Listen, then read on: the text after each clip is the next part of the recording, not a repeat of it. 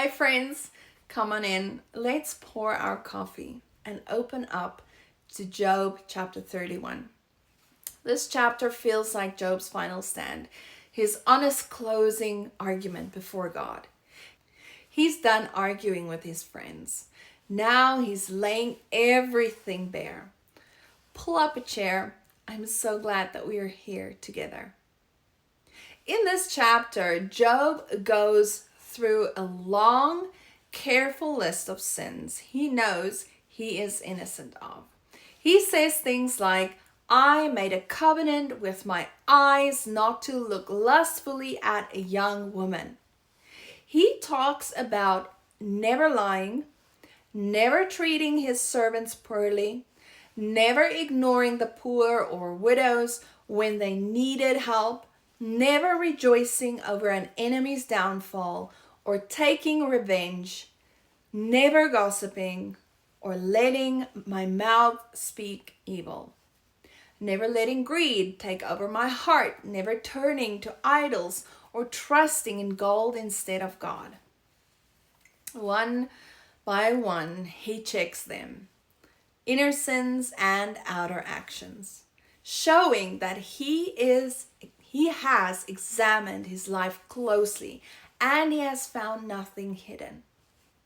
Then he makes his bold request. If I've done any of these things, let God weigh me on honest scales. Let him judge me. He is not arrogant, he is confident because he knows his heart. He's committed to purity, both on the outside where people see and on the inside where only God sees. Friends, Job's moral character is such a powerful example for us today.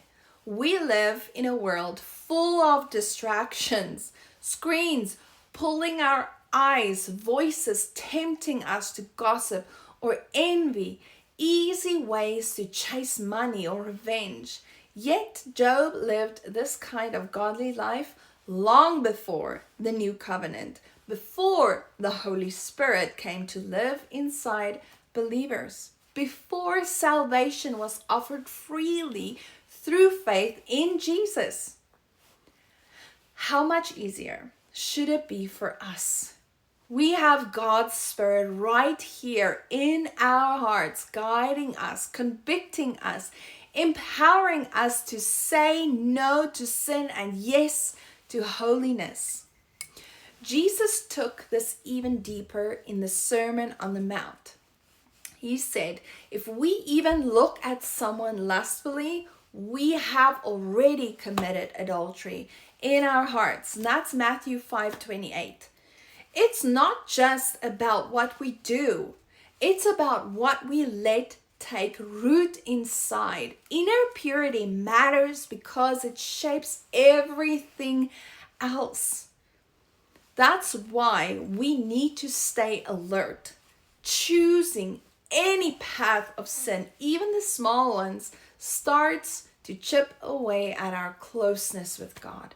1 Peter 5:8 warns us to be sober-minded and watchful because our adversary, the devil, prowls around like a roaring lion looking for someone to devour.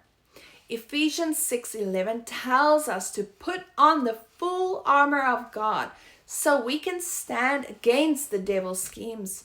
And 1 Corinthians 10:13 reminds us God is faithful. He won't let us be tempted beyond what we can bear. He always provides a way out so we can endure it. Job shows us what it looks like to guard our hearts and lives with intention. He didn't wait for perfection. He pursued purity every day. And because of Jesus, we can do the same. Not in our own strength, but with the Holy Spirit's help. If you are feeling the pull of temptation or distraction today, take a minute to pray like Job and examine your heart. Ask God to search you and trust Him to keep you close. You are not alone in this fight. Thank you for joining me as we keep walking through Job together. If this chapter encouraged you to guard your heart or reminded you of God's help in staying pure, would you share the video with someone who might need the same encouragement today?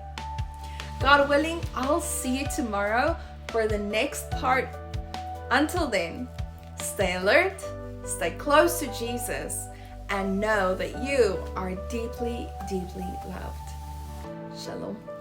Shalom.